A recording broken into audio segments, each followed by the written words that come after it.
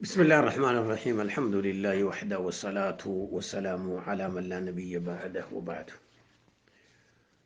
وبلون ورين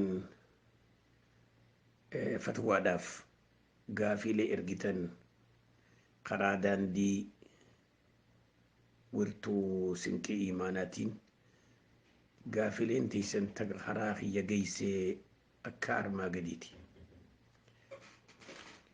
بسم الله الرحمن الرحيم قافين دراء جدو وبلين تكا namni tokko ka'eeti gartee kamma mataa filatan meeshaaga ammayyaatiin mataa kana yeroo gartee xurii laguutti jirtu mataa filatte meeshaa tana keeysi waan itti filatte kana rifeensa irraan qulqulleessitu amma rifeensiin gartee meeshaa tana keessatti hafe kuni akka yaadasiitti xurii laguu qabdi jechuudha. amma ka'eetiin eegaan xaaradhe booda mushuxa kanaan filadha meeshaa ammayyaa tanaani kaarabatti kaayee rifeensi duraan achi keessa jiru kuni mataa kiyya kaniin irra dhiqadhe kana keessatti hafa bakka kana keessatti wanni irra jiru ni jiraayi ta duraati obbaliin waan kana gaafachuu keetiif galatoomii jennaani rakkinni guddaan gartee dhalaa keenya harkaa qabu jaahila irraa waa barachuu dhalaas haa ta'u dhiira irraa haa ta'u amma namni tokko tokko faan warra gartee yeroo xurii laguu nama jirtu yeroo gartee odoo janaabatan dhiqanne mataan filatan qeensan ciratan warra juu jira kun cufti shayaaxinummarraa mataa filachuun rakkinaa miti qeensa cirachuunis rakkinaa miti rifeensi ati gartee gaafa filattu mushuxa keessatti hafe suni haydiin bar gama gadii jirti malee karaan sitti dhuftuun xurii laguu karaa gadiiti ati rifeensi kee arma ol jira maaltu walitti hidhe tanaafi nabii rabbi alayhi salaatu wassalaam gaaf tokko warra isaanii Aishaa yaamanii kootu mataa naa fili janiin hoggaa kana Aishaa radiyallahu anhaa haydiin qabaa jetteen maal jeemen nabii rabbi inna haydatuki leysat fi yadiki haydiin teebar harka keessa isin jirtu bakki isin jirtu gadii harki kee xaara mukun maal nama agarsiisane rifeensi kee kuni xaara gaafa gartee filattus rifeensi kee xurii laguu rifeensa walitti hidhannaan qabdu rifeensichi keessatti hafu kun dhibbillee na hafu rifeensi kee xaahara muslimtitti xaaharaan isii yaachifturraa ta'uu keetiif rabbiin sirra haa jaalatu waswaasni sirra haa fagaatu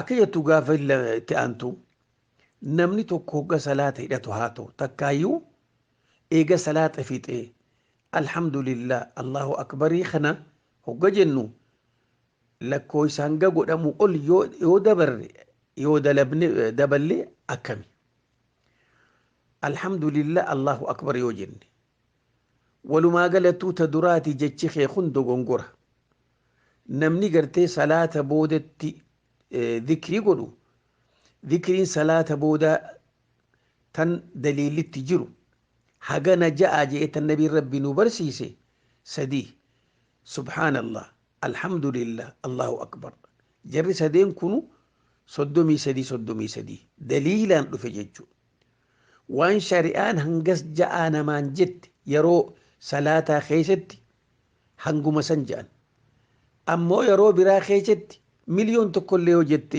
dandeesse ji talammeessaa akkitiin ati jette kun alhamdulillah allahu akbariin ja'an tuni dogongora sahiini subhaanallah alhamdulillah allahu akbar laal subhaanallah walhamdulillah wallahu akbar jettu subhaanallah alhamdulillah allahu akbar walitti qabdee jettu jarri sadeen kuni adda addaan subhaanallah jechuu kana alhamdulillah allahu akbar akkasi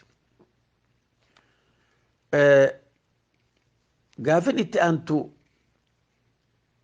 akka jettu namni tokko ka'eetiin gaaf tokko nama tokko dalagaa neqee namni kuroodoo na bira hojjetu jawwaala isaa elektiriikatti kaaraba kaayyatee hulaarra taa'u jira. Isaa akkanatti hulaarra taa'u naga eeyduun biyyaa dhuftee allaattiin isa fuutee walumaanuu nu fuudhan. Akkasii bakka hidhaa nu geessanii ani immoo namtichi bira dalagu dhufe na baase isa ni darban. Inni kun waan jawwaalli isaa ibiddarra jiru jecha jawwaalan fudhannee biraa kochiisanii jawwaala kanaan gurguree maalan isaana bira jira. Karaan itti erguuf hin agarree malli maalii. Yaa obboleessa kiyya ta duraatii haqal manamaa yaadda'uu keetiif rabbi sirraa jaalatu. Talammee isaadhaa dhaamsi kan koo dhiiraa fi dhalaanis namni kun namni wajjin jirta wal gaafadha. Ganda wal gaafadha. Hogga waa wal bira kaayyattan tilifoona biyyaa yooni ta ajalli rabbiillee na dhufee takkaasi dhufa namaan itti si ergu. Laalsi galee Harar Baalee Arsii Walloo Wallagga Jimma Ilibbaabur bakkuma fedhe haa ta'u nama saa baadiyyaa yoo ka biraa dhabdee ka magaalaa keessa jirullee fudhachuun isin irratti haa jiraatu. Akkanuma namni kuni wal saahibeetu wajjin jiraachuu dhabuu laalcha fokkata. Kuni tanaaf namni kuni jiruu hanga wajji jiraatan rabbuma beeka haala kana haga danda'anitti irraa fagaachuutu gaarii. Ammoo ta namtichaa namni kun cufti bakka itti dhalate qaba. Hamma dandeessutti yoo Walloo ta'es Jimma Ilibbaabur Harar Arsii ta'es karaa danda'amuun nama isa beeku saahiba isaatiin waan danda'amuun sossooha godhi. Waan danda'amuun sossooha godhi. Hanga amata tokko hanga baatii jaha waan dandeessuun sossooha godhi. Gaafa as qabdee ol qabdee dadhabdee immoo yoo niyyaan jiraattee biyya faan kan dhequunsi niyyaan ka jirtu taate ifuma bira dhiisi. Gaafa san sossooha goota. Ammoo if shakkitee gaa ajala rabbii yoo na fuudheen beekuu ka jettu taate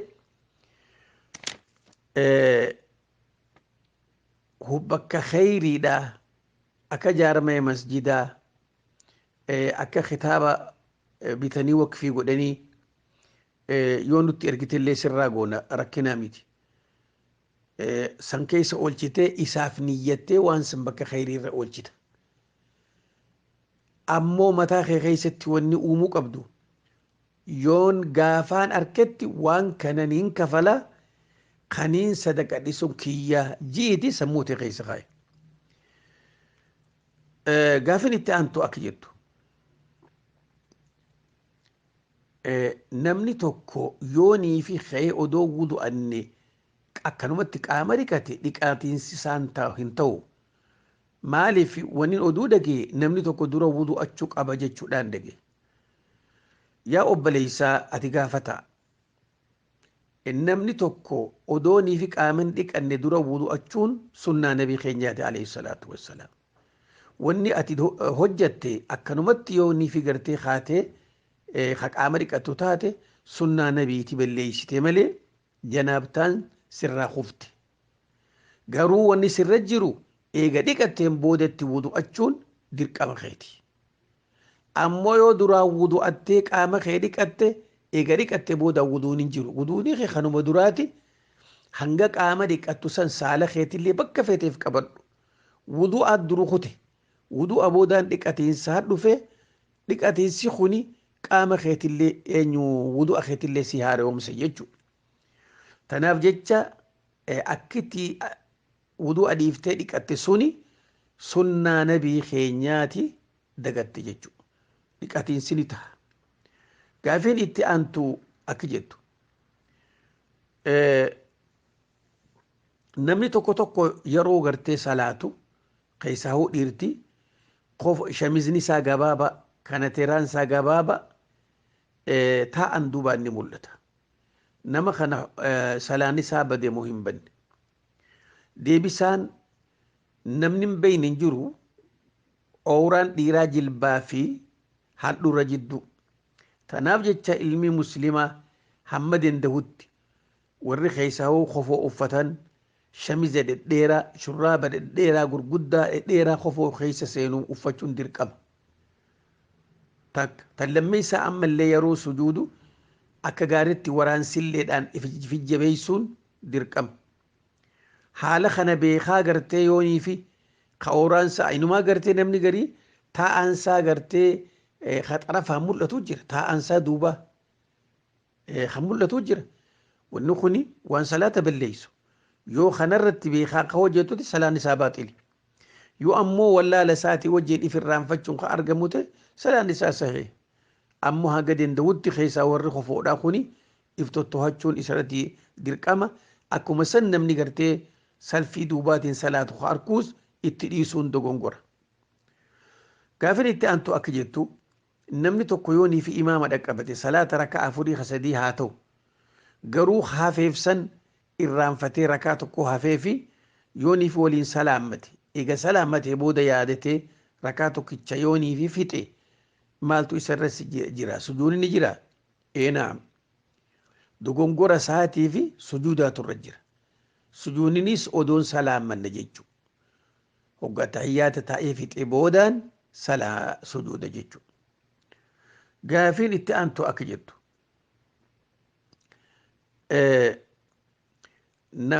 arkaanni salaata keeysatti wanni ruknii jedhamu meeqa, wanni waajibaa jedhamu meeqa? Wanni ulaagaa jedhamu salaata keeysatti wanni yoo dhiisan salaanni namarraa baaxil ta'u yoo deebitee fuute malee beekaan dhiiftu irraanfin dhiiftu. Wanni salaata keeysatti beekaan dhiiftu irraanfin dhiiftu salaanni kee baaxilii yoo waan san dalayde malee waa 14 salaata keeysatti. Waa 14 kana ruknii jedhamaa ilmi namaa barachuun dirqama dhiiraa fi dhalatis takka takkatti. Kalammeessaadhaa waajiba. Waajibni salaata keessa 8. Waajiba 8 kana yoo beekaa dhiifte salaanni kee badi akkuma rukniiti. Yoo ammoo irraanfidhaan sirraa arkame salaanni kee maaltu si qoyba takka guuta sujuuda saawii jechuudha. Sujuudu saawiin waajiba keessa bakka dhaabbataa ammoo ruknii keessatti deebitee fuudhuu dirqama. Sujuudu saawiin arkaana keessatti sujuudu hin jiru. هذا وبالله التوفيق. هم قرتي قاعد بسكناتي ولتي ديبنو. السلام عليكم ورحمة الله وبركاته.